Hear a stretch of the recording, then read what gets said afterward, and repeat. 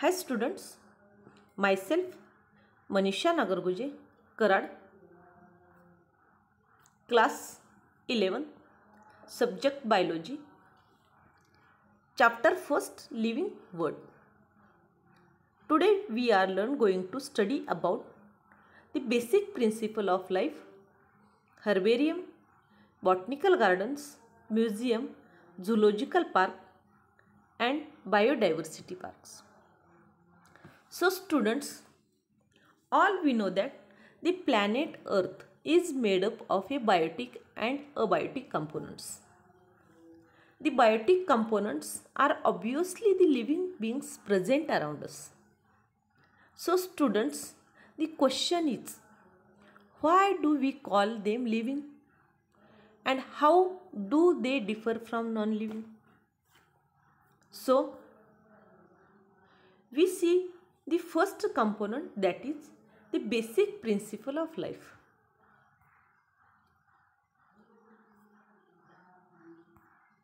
First of all, one things we know that is the what is living. When we try to define living, we conventionally look for the distinctive characteristics exhibited by living organism. Growth, reproduction, ability to sense environment and mount a suitable response come to our mind immediately as unique feature of living organism. One can add a few more features like metabolism, ability to self-replicate, self-organize, interact and emergence to this list. Let us try to understand each of these. तर विद्यार्थी मित्रांनो, सर्वप्रथम आपल्याला living म्हणजे काय हे माहिती पाहिजे. लिव्हिंग सजीव. आणि आतापर्यंत आपण एक गोष्ट अभ्यासलेली आहे, ती म्हणजे सजीवांची लक्षणं. सजीव म्हटलं की आपण काय म्हणतो, ज्याला जीव आहे. परंतु ओळखायचं कसं, जीव आहे हे ओळखायचं कसं. तर ते ओळखण्यासाठी आतापर्यंत आपण काही लक्षणांचा अभ्यास केलेला आहे 5वी ते 10वीच्या वर्गामध्ये. तर ती लक्षणं कोणती आहेत पहा. Growth, reproduction, ability to sense and suitable response. या लक्षणांचा आपण अभ्यास केलेला आहे आणि यावरून आपण ठरवत असतो की एखादी गोष्ट ही बायोटिक आहे का अबायोटिक आहे. परंतु त्याही पलीकडे जाऊन पुढच्या वर्गामध्ये, म्हणजे सध्या तुम्ही क्लास 11th मध्ये शिकत आहात, तर त्यामध्ये add a few more future म्हणजे आणखी काही लक्षणांचा समावेश आहे. Like metabolism. मेटाबॉलिझम म्हणजे काय, तर पहा, मेटाबॉलिझम म्हणजे the living being once produce born has to survive. म्हणजे एकदा का सजीव हा तयार झाला किंवा जन्माला आला, तर त्याला सर्वाईव्ह होण्यासाठी, for survival it needs energy and many chemical molecules. म्हणजे त्याला सर्वाईव्ह होण्यासाठी ऊर्जेची आणि अनेक प्रकारच्या केमिकल मॉलिक्युल्सची गरज असते. तर हे जे काही केमिकल्स आहेत, केमिकल मॉलिक्युल्स आहेत, metabolism is breaking of molecules or making of new molecules. Metabolism म्हणजे काय, जे केमिकल मॉलिक्युल्स आहेत, केमिकल मॉलिक्युल्सचं ब्रेकिंग करणं, ब्रेक करणं, तोडणं किंवा नव्याने काही मॉलिक्युल्स तयार करणं, या प्रक्रियेला मेटाबॉलिझम म्हणतात. मेटाबॉलिझमचे 2 प्रकार आहेत. 2. First one is the catabolism. Catabolism म्हणजे दी ब्रेकिंग ऑफ मॉलिक्युल्स आणि दुसरा प्रकार आहे anabolism, making of new molecules. त्यानंतर दुसरा जो घटक आहे म्हणजे लक्षण आहे, नव्याने काही सजीवांची लक्षणं की आपल्याला पुढच्या वर्गामध्ये ॲड झाली. ॲबिलिटी टू सेल्फ रिप्लिकेट म्हणजे स्वतः रिप्लिकेट होणे, सेल्फ ऑर्गनाईज, स्वतः ओळखणे, इंटरॅक्ट होणं, आणि अशा प्रकारचे काय केलेले आहेत, ही काही नवीन फीचर्स लिस्टमध्ये ॲड केलेली आहेत. आणि let us try to understand each of this. चला तर मग प्रत्यक्षामध्ये आपण या प्रत्येक घटनेचा, प्रत्येक लक्षणांचा अभ्यास आपण या ठिकाणी करणार आहोत. तर पहा, first characteristics of living organism, that is all living organism grow. म्हणजे सर्व सजीव आहेत, सर्व सजीवांची काय होत असते, वाढ होत असते. From birth onward organism show tendency of growth and development, and this growth is as well the orchestrated process. You might have observed sand mound builders grow. This growth is not within, and hence these are the not living beings. म्हणजे विद्यार्थी मित्रांनो, ज्यावेळेस सजीवांचा जन्म होतो, from birth onwards the organism show tendency of growth and development. या सर्व चित्रांचं जर तुम्ही निरीक्षण केलं तर तुम्हाला लक्षात येणार आहे. काय लक्षात येणार आहे पहा. पहिलं चित्र आहे, एक छोटीशी बी आहे. ही बी जमिनीमध्ये म्हणजे मातीमध्ये रुजली, पोषक असं वातावरण निर्माण झालं, पोषक असं त्या बियाला वातावरण मिळालं. त्यानंतर त्याचं छोट्याशा रोपट्यामध्ये रूपांतर झालेलं आहे आणि त्या रोपट्याचं नंतर वटवृक्षामध्ये रूपांतर झालेले आहे. म्हणजे all living organism are grow, म्हणजे ग्रोथ अँड डेव्हलपमेंट म्हणजे त्याची वाढ. त्यानंतर दुसरं चित्र पहा, बटरफ्लायचं चित्र आहे. बटरफ्लायचं म्हणजे एकचं रूपांतर कॅटेपिलरपासून बटरफ्लायमध्ये कशा पद्धतीने होतं हे सुद्धा या ठिकाणी आपल्याला या उदाहरणाद्वारे लक्षात येणार आहे. कशा पद्धतीनं लिव्हिंग ऑर्गॅनिझम ग्रो करतात, ग्रोथ अँड डेव्हलपमेंट होती त्यांची. त्यानंतर तिसरं उदाहरण पहा, बी ही मातीमध्ये रुजल्यानंतर छोटंसं कोंब आलेलं आहे. कोंब नंतर छोटंसं रोपटं तयार झालं आहे, रोपट्यापासून एक आणखी मोठं रोपटं तयार झालं आहे. त्याचबरोबर आपलं स्वतःचं म्हणजे ह्युमन बिंग्सचं सुद्धा तसंच आहे. तुम्हाला ही प्रक्रिया सांगण्याची आवश्यकता नाही, कारण जिवंत जागते आपण एक स्वतः उदाहरण आहोत. मूल जन्माला आल्यानंतर एक छोटी बेबी, त्यानंतर छोटंसं मुलगा, त्यानंतर थोडासा मोठा, नंतर माणसामध्ये रूपांतर, नंतर म्हातारपण. अशा पद्धतीनं विद्यार्थी मित्रांनो, नक्कीच तुम्हाला सजीवांचं पहिलं जे लक्षण आहे कोणतं, ग्रोथ अँड डेव्हलपमेंट, ही लक्षात आलेली असेल. त्यानंतर आता ही प्लांटमध्ये आहे. In plants this growth by cell division occur continuously throughout their lifespan. म्हणजे जी वनस्पती आहेत, वनस्पतीमध्ये जी ग्रोथ होते ते सेल डिव्हिजन म्हणजे पेशी विभाजनाने होते. आणि ही केव्हापर्यंत, continuously throughout their lifespan, म्हणजे जोपर्यंत त्यांचं आयुष्य संपत नाही तोपर्यंत त्यांच्यामध्ये वाढ ही होत राहते. Then in animals this growth is seen only up to certain age. However, cell division occur in certain tissue to replace lost cell. म्हणजे जे काही प्राणी आहेत, प्राण्यांमध्ये ग्रोथ ही काही लिमिटेड स्टेजपर्यंत होते. Cell division occur certain tissues only up to certain age, म्हणजे काही वयोमर्यादा जी आहे, काही वयापर्यंतच काय होते, ॲनिमल्समध्ये ग्रोथ होते. त्यानंतर त्यांचे जे टिश्यू आहेत तर ते लॉस्ट होतात, lost cells. Then see here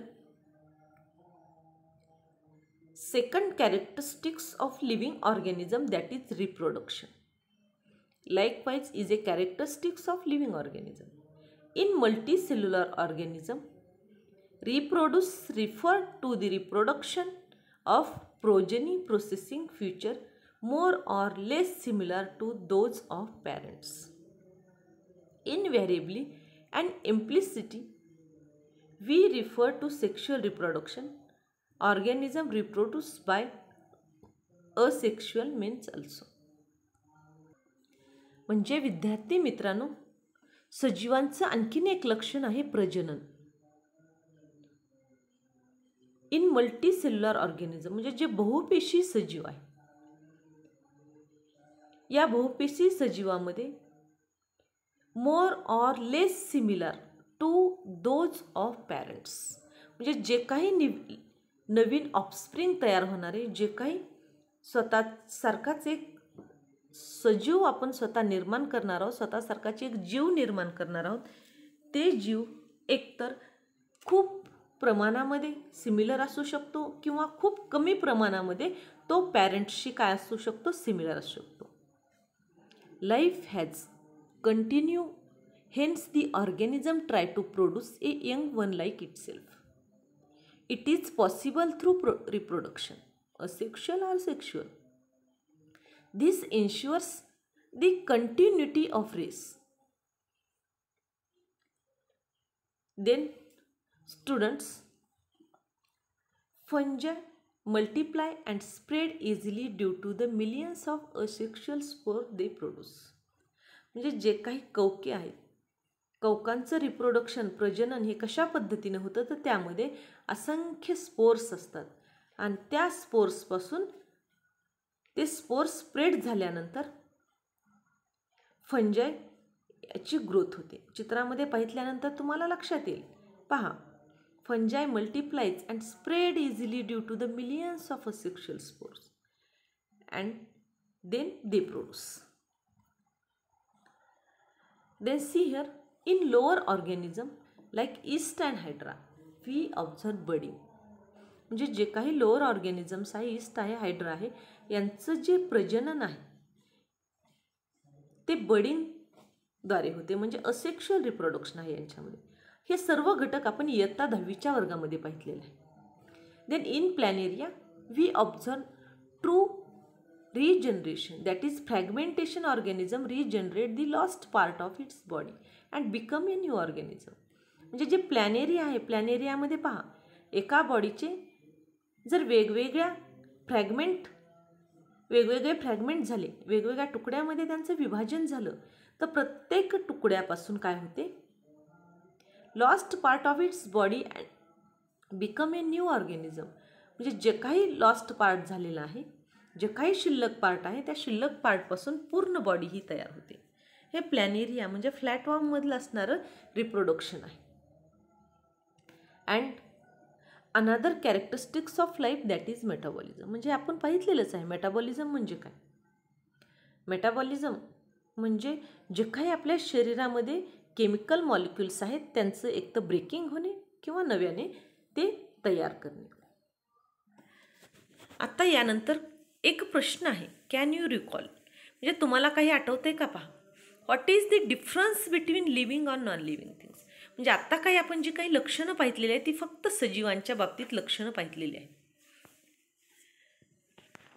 तर आता तुम्हाला काय करायचं आहे की जे काही या अगोदरच्या वर्गांमध्ये झालेलं आहे, क्लासमध्ये झालेलं आहे, living things, non living things, त्यांच्यामध्ये काही जे डिफरन्स आहे तो तुम्हाला आठवतो का? आणि आठवत असेल तर लिहून काढायचं आहे किंवा सांगायचं आहे. तर what is the difference between living and non-living things.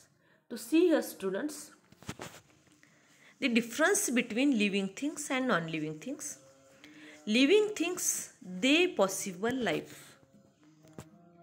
म्हणजे लिव्हिंग थिंग्स जे सजीव सृष्टी आहे त्यांना लाईफ असते, जीवन असते. Then opposite of these non living things they do not possess life.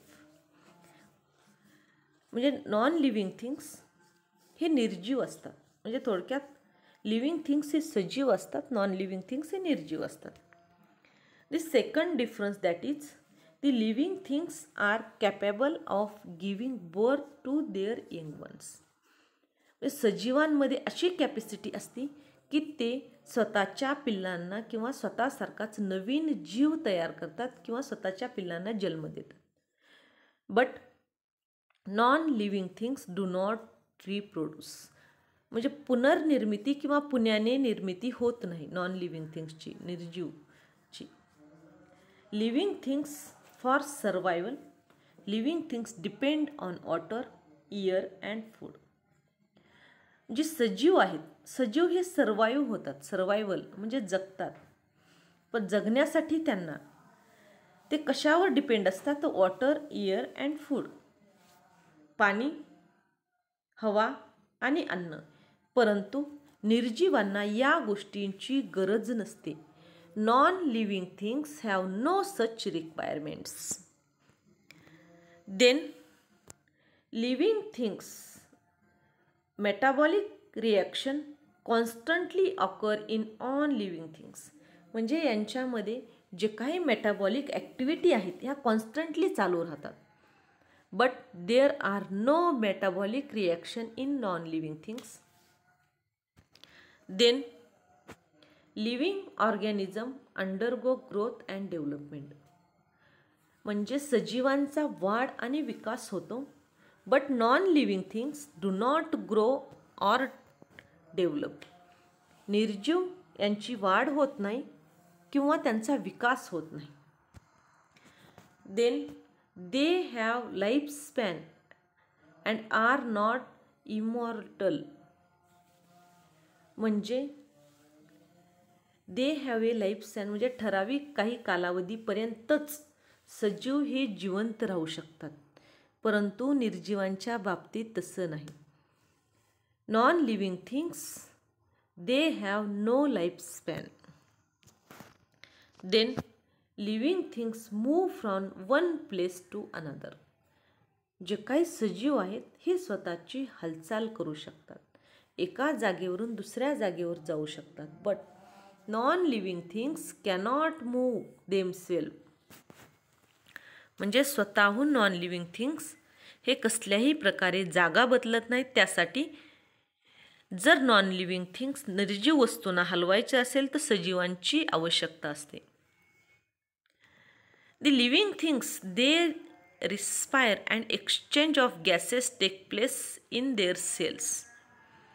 म्हणजे जे सजीव आहेत, सजीव काय करतात? श्वसन करतात, respire and exchange of gases take place their cells. म्हणजे जे काही श्वसन केल्यानंतर जे काही गॅसेस आतमध्ये शरीराच्या बॉडीमध्ये घेतलेले आहेत ते एक्सचेंज करतात. आतमधला गॅस बाहेर सोडतात, बाहेरचा आतमध्ये. म्हणजे थोडक्यामध्ये आपलं स्वतःचं उदाहरण घ्या. आपण श्वसन करताना ऑक्सिजन हे शरीरामध्ये घेतो आणि कार्बन डायऑक्साईड वायू हा बाहेर सोडतो. But non living things do not respire. Then see here some example of living things that is human, all animals, all plants, all insects, and some examples of non-living things that is rock, pen, building, gadget, etc. Then see here the second point or second component in this chapter, that is herbarium. दुसरा जो घटक आहे विद्यार्थी मित्रांनो तो म्हणजे herbarium. आता herbarium हा तुम्ही नव्याने ऐकलेला शब्द आहे. तर हर्बेरियम म्हणजे काय पहा. The herbarium is a store house. हे काही एक स्टोअर हाऊस आहे. Herbarium is a store house. पण कशाचं स्टोअर हाऊस आहे पहा. चित्रामध्ये दिसत आहे तुम्हाला स्टोअर हाऊस आहे. Collected plant specimen that are dried, pressed and preserve on sheet. Herbarium हे काय आहे?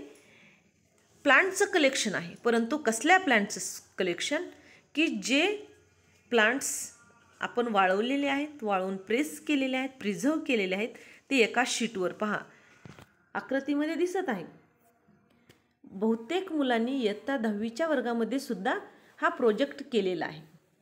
आणि हे जे काही कलेक्शन ऑफ प्लांट स्टोअर केलं जातं त्याला स्टोअर हाऊस, जो या कलेक्टेड प्लांटचं जे स्टोअर हाऊस आहे त्या स्टोअर हाऊसला हर्बेरियम म्हणायचं. हर्बेरियम लक्षात घ्या. हर्बेरियम म्हणजे काय? Store house of collected plant specimen that is dry, pressed and preserve on sheet. Then see here students, the herbarium ते collected of dry plant specimen mounted on sheet of paper. म्हणजे जे काही आपण गोळा केलेले plants आहेत, plant species आहेत, वनस्पतीचे नमुने आहेत, ते सर्वप्रथम जे न्यूजपेपर असतो आपला, न्यूजपेपरमध्ये ठेवून त्याला ड्राय केलं जातं आणि ड्राय केल्यानंतर व्हाईट कागदावर, पहा या ठिकाणी दिसत आहे अशा पद्धतीच्या व्हाईट कागदावर ड्राय केलेलं जे वनस्पतीचे स्पेसीस आहे, वनस्पतीची जात आहे, वनस्पतीची प्रजाती आहे, चिटकवली जाते त्यावर. Then the plant are usually collected in situ where they were growing in nature, identified by expert, pressed and then carefully mounted by the archival paper in such way that all major morphological characteristics are visible, both sides of the leaves and the floral structure. म्हणजे जे काही वनस्पती आहे, गोळा केलेल्या वनस्पती या वाळवल्या जातात, वाळवून त्या प्रेस केल्या जातात. प्रेस केलेल्या वनस्पती काळजीपूर्वक एखाद्या एक्सपर्ट करून आयडेंटिफाय करून घेतल्या जातात, परंतु त्या अशा पद्धतीने वाळवायच्या असतात, अशा पद्धतीने प्रेस करायचे असतात की त्यांच्या both sides of leaves and floral structure हे आपल्याला दिसलं पाहिजे. मॉर्फॉलॉजिकल कॅरेक्टरिस्टिक्स आर विजिबल, म्हणजे त्याचे जे काही मॉर्फॉलॉजिकल कॅरेक्टरिस्टिक्स आहेत ते आपल्याला पाहता आले पाहिजेत. अशा पद्धतीनं वनस्पतींच्या नमुन्यांना प्रेस केलं जातं, ड्राय केलं जातं. त्यानंतर the mounted plants are label with their proper scientific name, the name of collector, then usually information about where they were collected and how they grow and generally observation. जे काही आपण plant species collect केलेले आहेत त्याचं proper scientific नाव, ज्यांनी कुणी ते collect केलं आहे त्यांचे नाव, त्याच्याविषयी इन्फॉर्मेशन ही सर्व गोळा केली जाते आणि त्या शीटवर लिहिली जाते. and the specimen are commonly filled in case according to family genera and are available to ready references. तर पहा या आकृतीमध्ये तुम्हाला दिसत आहे, म्हणजे ही काही जी वनस्पती आहे, जी वनस्पती गोळा केलेली आहे तिला योग्य त्या प्रकारे ड्राय केलेलं आहे, सुकवलेलं आहे. त्यानंतर तिची फॅमिली, जीनस, जेनेरा, जी कोणी गोळा केलेली ते कोणत्या भागामध्ये आढळते ही सर्व माहिती ही त्यावर काय केली जाते, त्या शीटवर लिहिली जाते. Then further this sheets are arrange according to the universally accepted system of classification. म्हणजे जे काही universally accepted system of classification म्हणजे वनस्पती वर्गीकरणाची जी पद्धत आहे, तर त्या पद्धतीनुसार ही प्लांटचे जे शीट्स आहेत ते अरेंज केले जातात. and these specimen along with their description on herbarium sheets become storehouse or the repository for future use. The herbarium sheets also carry label providing information about date and place of collection, English, local and botanical name, family, collector's name, etc. The herbaria also serve as quick referral system in taxonomical studies. And this information is given at a lower right corner of sheet and it's called the label. म्हणजे विद्यार्थी मित्रांनो, अशा पद्धतीनं जे काही वनस्पती आहेत, दुर्मिळ होणाऱ्या वनस्पती यांचं कलेक्शन किंवा नव्यानं सापडणाऱ्या ज्या वनस्पतींच्या प्रजाती आहेत यांची नमुने गोळा केली जातात. ती योग्य त्या प्रकारे प्रेस करून वाळवली जातात. त्यानंतर एका पेपरवर, सीटवर चिटकवली जातात. योग्य त्या व्यक्तीकडून, म्हणजे ज्याला त्या थोडक्यामध्ये टॅक्झॉनॉमिस्ट म्हणतात, त्याला टॅक्झॉनॉमिस्टकडून त्याच्याविषयी माहिती घेतली जाते. सिस्टीम ऑफ क्लासिफिकेशन म्हणजे त्याचा नेमका इंग्लिश नाव काय आहे, लोकल नाव काय आहे, बॉटनिकल नाव काय आहे, फॅमिली काय आहे, त्याची कोणी गोळा केलेला आहे, ह्या सर्व गोष्टी त्या सीटवर लेबल केल्या जातात. आणि ही सर्व माहिती आपल्याला टॅक्झॉनॉमिकल स्टडीसाठी रिझर्व केली जाते. आणि जे काही या सर्व वनस्पतीची नमुने एका ठिकाणी गोळा केली जातात, store house of the collected plants, त्याला म्हणायचं हर्बेरियम. त्यानंतर विद्यार्थी मित्रांनो पहा कशा पद्धतीनं हर्बेरियम शीट, याला हर्बेरियम शीट म्हणायचं. हर्बेरियम शीटवर गोळा केलेली ड्राय केलेली वनस्पती चिटकवली जाते. माउंट, थोडक्यात त्याला माउंट म्हणायचं. माउंट म्हणजे चिटकवणे. Then third component in this chapter that is the botanical garden. आता वनस्पती उद्यान म्हणायचं याला, बॉटनिकल गार्डन. आता बॉटनिकल गार्डन म्हणजे नेमकं काय तर पहा, botanical gardens are the place where plant of different varieties collected. Botanical garden कशाला म्हणायचं तर पहा, अशा ठिकाण, असे गार्डन, असं उद्यान. The garden are places where plant of different varieties, म्हणजे वेगवेगळ्या प्रकारच्या वनस्पती या काय केल्या जातात, त्या गार्डनमध्ये कलेक्ट केल्या जातात, गोळा केल्या जातात. From different parts of the world, म्हणजे जगातील वेगवेगळ्या भागातून वेगवेगळ्या वनस्पती आणून एक छोट्याशा गार्डनमध्ये कलेक्ट केल्या जातात, लावल्या जातात, ग्रो केल्या जातात, उगवल्या जातात. And grow in scientific and systematic in vivo manners. आणि त्या पण कशा पद्धतीनं, काही एक विशिष्ट सायंटिफिक आणि सिस्टमॅटिक मॅनर असतो त्या पद्धतीनं, आणि त्याला म्हणायचं बॉटनिकल गार्डन. आपण जनरल गार्डन म्हणतो, म्हणजे गार्डनमध्ये कसल्याही प्रकारचे प्लांट्स असतात, परंतु बॉटनिकल गार्डनमध्ये नाही. बॉटनिकल गार्डनमध्ये वेगवेगळ्या प्रकारच्या, वेगवेगळ्या प्रजातीचे, वेगवेगळ्या जातीचे अनेक प्रकारचे झाडे असतात.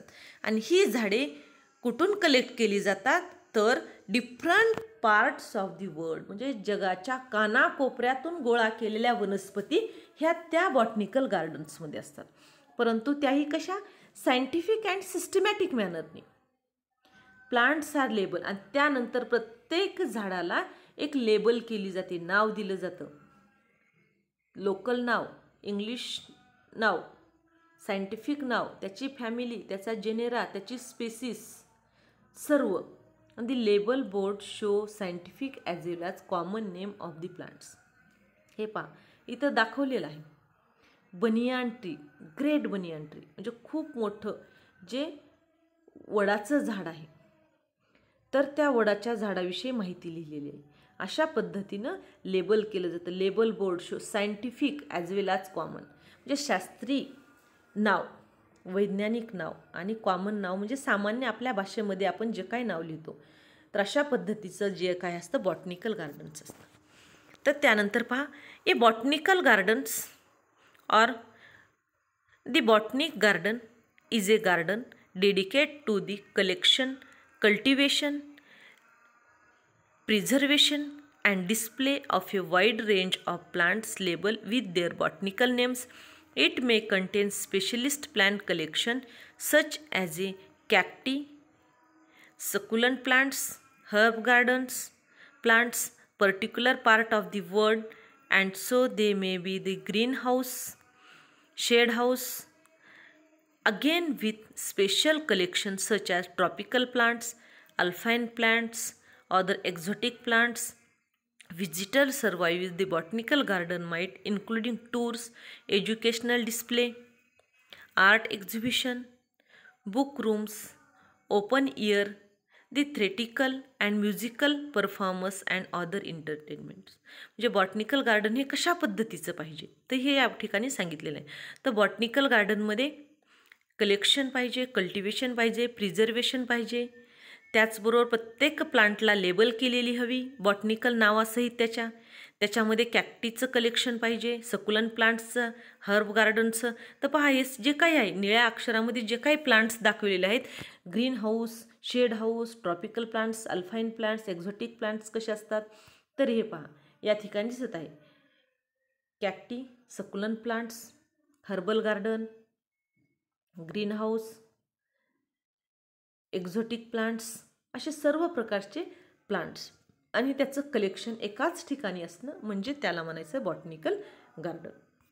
Then see here another components in this chapter that is the zoological park.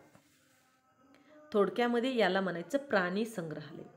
तर पहा विद्यार्थी मित्रांनो, प्राणी संग्रहालय म्हणजे काय? आतापर्यंत आपण पाहितलं हर्बेरियम. हर्बेरियम म्हणजे काय? तर दुर्मिळ असणाऱ्या वनस्पतींचं कलेक्शन किंवा नव्यानं सापडणाऱ्या वनस्पतींचं कलेक्शन. त्यानंतर बॉटनिकल गार्डन म्हणजे जगाच्या कानाकोपऱ्यातून विविध प्रकारच्या वनस्पतींचं असलेलं केलेलं कलेक्शन, त्याला म्हणायचं बॉटनिकल गार्डन. आणि झुलॉजिकल पार्क म्हणजे प्राणी संग्रहालय. आपल्या सर्वांना हा शब्द माहिती आहे, आपल्या परिचयाचा आहे.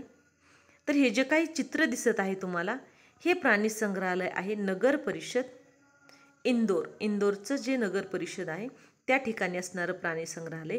आपल्या मराठवाड्यामध्ये सुद्धा औरंगाबादला एक प्राणी संग्रहालय आहे, सिद्धार्थ गार्डन ज्याला म्हणतात, परंतु काहीच प्राणी त्या ठिकाणी आहेत.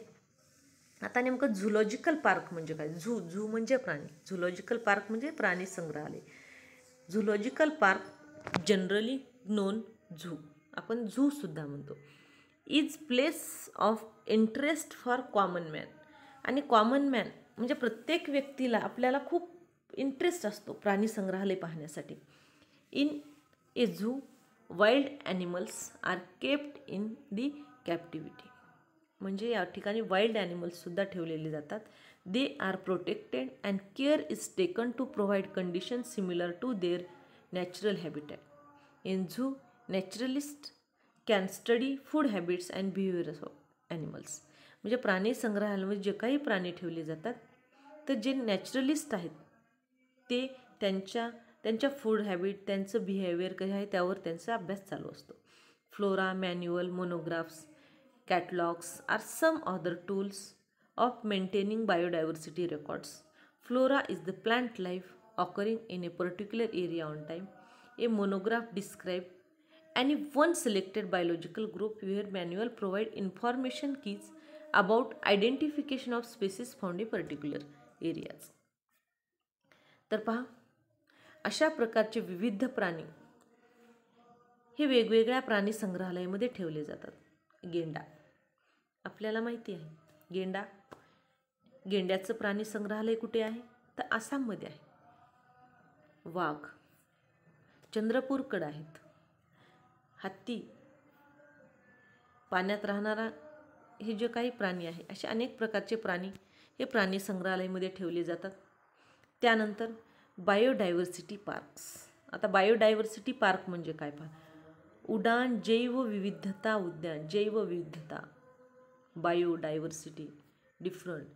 आता बायोडायव्हर्सिटी म्हणजे काय पहा, the main object of such kind of park is to conserve the biodiversity of the specific area. म्हणजे ज्या ठिकाणचं एखादं ठिकाण आहे आणि त्या ठिकाणी वनस्पतीमध्ये असणारी विविधता आहे, तर ती विविधता जतन करायची असेल तर त्याला बायोडायव्हर्सिटी पार्क म्हटले आहे. The main objective of such kind of park to conserve the biodiversity of specific area. म्हणजे त्या ठिकाणचं जे स्पेसिफिक एरिया आहे त्या ठिकाणची जी बायोडायव्हर्सिटी आहे ती कन्झर्व करणं, प्रिझर्व करणं, थोडक्यामध्ये जतन करणं. And to maintain the genetic stock available there. म्हणजे त्या वनस्पतींचा जेनेटिक स्टॉक अवेलेबल आहे तो मेंटेन करणं. In biodiversity park special thrust is also to be given for the conservation of rare, the threatened and the endangered species. म्हणजे ज्या काही दुर्मिळ होत चाललेल्या वनस्पती आहेत, या दुर्मिळ होत चाललेल्या वनस्पती ज्या खूप कमी प्रमाणामध्ये आढळतात किंवा अतिशय असणाऱ्या इंडेंजर्ड असणाऱ्या म्हणजे घातक असणाऱ्या वनस्पतीसुद्धा, या सर्वांचं काय करणं, कन्झर्वेशन करणं, थोडक्यामध्ये त्यांना साठवणं, त्यांची विविधता जपणं. म्हणून स्पेसिफिक एरिया काय केला असतो, कन्झर्वेट केलेला असतो, त्यालाच बायोडायव्हर्सिटी पार्क म्हटलेले आहे. It is the ecological assemblage of species that form self sustaining the community and degraded the barren landscape. Late Uttamrao Patil biodiversity park, Gureghar, Mahabaleshwar. This park is the best model of conservation of natural heritage in urban landscape. Systematic classification of living organism is helpful in understanding their the interrelations. In order to understand the interrelation between organism and maintain harmony on planet Earth, study of biodiversity is a must. तशा प्रकारे विद्यार्थी मित्रांनो, जे काही 11वी science यामध्ये असणारा जो first chapter आहे, बायोलॉजीचा फर्स्ट चॅप्टर लिव्हिंग ऑर्गॅनिझम, नक्कीच तुम्हाला या घटकाचा अभ्यास झालेला आहे, हा घटक समजलेला असेल. तर या घटकामध्ये आपण 5 मुद्द्यांचा अभ्यास केलेला आहे. त्यामध्ये सर्वप्रथम जे आहे तर ते बेसिक प्रिन्सिपल ऑफ लाईफ, म्हणजे जे काही बेसिक प्रिन्सिपल आहेत, जीवनाचे बेसिक प्रिन्सिपल्स, म्हणजे सजीवांची असणारी लक्षणं. त्यानंतर हर्बेरियम म्हणजे काय, herbarium collection of plants, botanical garden, different variety of plants collected throughout the worlds, म्हणजे जगाच्या कानाकोपऱ्यातून गोळा केलेल्या वनस्पती एका उद्यानामध्ये ठेवल्या जातात, त्याला वनस्पती उद्यान म्हटलेलं आहे. Museum, zoological park and biodiversity park. अशा पद्धतीने विद्यार्थी मित्रांनो, इयत्ता 11वी बायोलॉजीच्या पुढील घटकासाठी किंवा पुढील प्रकरणाचा अभ्यास करायचा असेल तर चॅनलला लाईक करा, शेअर करा आणि नवनवीन व्हिडिओच्या नोटिफिकेशनसाठी सबस्क्राईब करायला विसरू नका. धन्यवाद.